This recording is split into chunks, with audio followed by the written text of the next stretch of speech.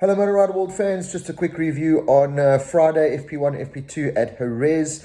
Didn't start off so well for Darren Binder in FP1. Went out and looks like he just had a dud Michelin rear tire. Just had no grip, had no feeling. So really battled through FP1. He was 3.5 seconds, I think, off the pace. Slower than his testing times. First time ever riding a MotoGP bike. So just didn't have the feeling, but didn't want to waste putting another tire on as well. So he kind of just stuck it out, ended FP1 and went into FP2. Did a phenomenal job in FP2, went 2.5 seconds faster, got into the 38 lap times, and did a great job. It's just a pity he lost all that crucial time from FP1. So FP2 was really like a starting point, but he still went over a second faster than he did in his first test after a couple of laps really. So did really well. Still got a lot of changes to make in the bike. Still struggling to get the rear hooked up.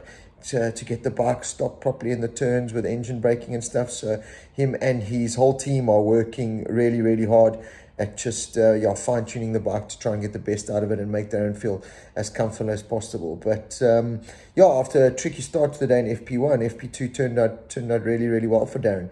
Watching from the side of the track, he looks really good in some points of the track. In the faster turns, those fast right-handers before you get into the final couple of corners of the track, he just seems to not be able to carry as much momentum there. So he's losing a little bit of time there, but sitting and evaluating and going through the data, his data, Darby's data, Quattararo's data, and he's really analysing everything. So working very, very hard is our Darren Binder to make it a really good weekend. Looking forward to FP3. Also, we're working on it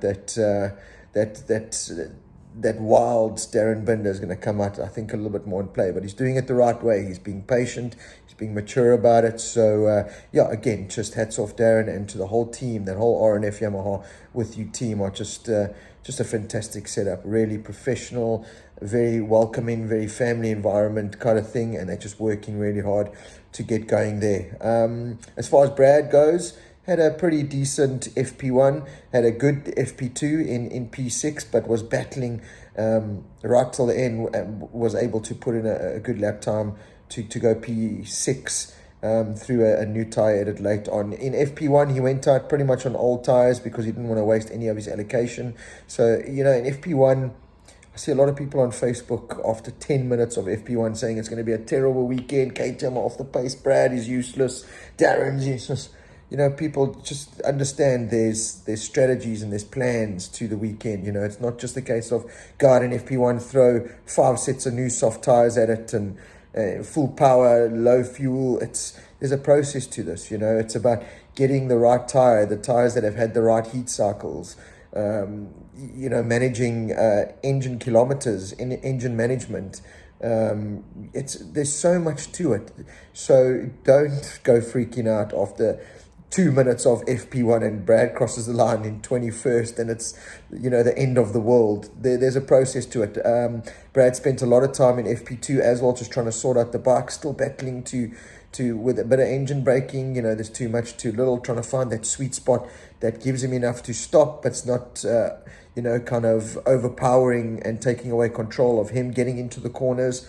Again, just used oldish tires for most of FP2 and put the new set on and was able to set a really good lap time very quickly and got up into P6. So that puts him in a nice position for Q2 at the moment, which is really nice. But he said he was really on the limit to push that time. So not completely comfortable, and they're going to try and also just work and find a better solution, an easier way to go. Just can't finish that corner off. Again, watching from the side of the track, he for sure is one of the latest breakers and gets in, but he's got to make the corner a lot longer, if that makes sense, compared to like some of the Hondas and the Jap bikes. They're able to just square it up and turn it while the rear end's sliding. They're able to turn it, hold its line and get out, whereas the KTM just looks like once it's sliding, it's very stubborn, and he's got to fight the bike to try and get back and finish the corner and get out. So, yeah, so, Brad's always really been good at Jerez. He's able to make it work. And I think him and his team will make a few adjustments, and hopefully we can see a strong weekend from Brad and KTM. I think they need it. After the good start to the season, they really have just bottled off a little bit. So let's hope. He's looking good. He's feeling good. He's really in the right mindset to work hard and get going and get the job done. So yeah, let's see what Brad can do. I think he's got something there. I think he's got a good feeling. If he can go out and do that lap time, with a bike that's working 60-70% at best for him, if they can get a little bit more out of it, I think he can be challenging right up there. So, yeah, I think look out for Brad and Darren for a little bit more improvements on the Saturday. Hopefully, for sure, I'll be there in their corner to push them and help them as much as possible, as I'm sure all of you will be as well. Some interesting things I watched. The two fast right-handers, before you get into the last left-hander at Jerez, I kind of find myself on the inside of the track at the perfect spot, watching them come out of that last right into that final left-hander. That is one of the best sights I've ever seen in my life, sights and sounds. They come out of there, that bike is just, the rear wheel is just spinning up and accelerating and gargling, and then they climb on the brakes for that final turn. It is just poetry in motion. It really is one of the best viewing spots there. In fact, Jerez is probably one of the best places to watch on the side of the track. It really does have some great viewing points. So looking forward to exploring some more of those on Saturday and Sunday. But fantastic atmosphere already today. It was buzzing. Even the paddock was really, really, really busy compared to the other races that I've been to so far this year. So the atmosphere is great.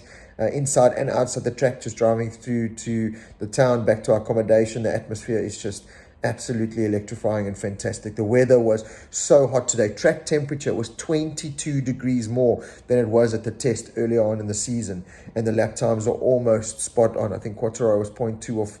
I think it was a 36.8 did in the test. He did a 37 dead today. So for Darren to go a second faster in those, it was baking. I mean, I don't know if you can see my luminous red face, but it was really, really hot conditions there today. So that's going to be pretty much the script for the rest of the weekend. So we're going to have to wait and see, how the teams and riders manage that, because it was really, really, really tricky conditions today. But beautiful to see the bikes out on track. Phenomenal to watch them around this iconic racetrack. One thing that bugged me a bit, I'm a huge Marquez fan. I think I have massive respect for him, especially in his last couple of years with the testing times he's been through. But I just think he's losing the plot a bit. Old Marc Marquez used to get on his bike, no matter who was behind him, he would just go as fast as he can and let his riding do the talking. Today, I just saw this Marquez that would put in half a lap, sit up, wait for someone, go again, sit up, wait for someone, run wide. The guy was just all over the place, and he was making stupid mistakes. I can understand Aleix Espargaro getting cross with him and Paul Espargaro getting cross with him, because he was just all over the place. He's trying to mentally beat some guys and mentally irritate some guys by going out with them, Aleix Espargaros and the Mears and but in my mind, he's just mentally destroying himself. He's losing focus of just, you're an 8-time world champion. Just climb on your bike. Yes, it's not working 100%, but focus on yourself and your bike. Don't worry about tagging and upsetting the mindset of this guy. Then just get on your bike and ride. That is when you're at your best. And today, I must say, I was a little bit disappointed with how Marc Marquez handled the situation, and watching him out on track. It was just, he was down in 20th place or something, or 19th or something, and it was because he just couldn't put a lap in. He would do a lap, and then he would kind of back off to try and follow someone, and then get in people's way. And yeah, I wasn't too impressed with Marc Marquez today. So let's hope that he can just get back to, that focus and just do your thing, trust in your ability, get the bike sorted, and just go. Because certainly MotoGP is more exciting when Marc Marquez is at the front and not playing these silly games, to be honest, these stupid games, if I'm completely honest. So let's see what happens. But otherwise, Aleix Espargaro looking really good and throwing his toys out the cot as always. Marc Marquez wants that reaction, so he's getting that. But again, I just think he must focus more on himself. Fabio Quartararo is just a machine. He is just, he has that crash, gets up, climbs back on, and just, even I was watching FP2 back with Darren, and he's just like, this guy is butter. This guy is just butter through those fast corners, using every inch of the track. So, yeah, the guy's really good on a Yamaha that shouldn't be performing Quartararo shouldn't be winning, and Yari is just, again, the man of MotoGP at the moment. So doing a fantastic job. The Suzukis look really good. They just look so calm and collected out on track. There's nothing spectacular about them, but they just get the job done. Nakagami looked good. He looked spectacular out on track. Brad, like I said, just looked so spectacular. Watching that guy on a motorbike is phenomenal. Darren, like I said, on the braking, in some of the hard braking corners, getting in, he looks so good, but in some of the faster turns, just battling a bit. But I think it's going to be a fantastic weekend. Listen, MotoGP is just on another level at the moment, and being inside the paddock and witnessing it all is absolutely awesome. So, yeah, that is the Friday review from what was a boiling hot Jerez. Let's see how Saturday goes, and let's hope that Brad and Daz can just step up those lap times a little bit and have a great competitive weekend. So until tomorrow night, have a great weekend, enjoy the MotoGP, and I'll send you as many updates as I possibly can.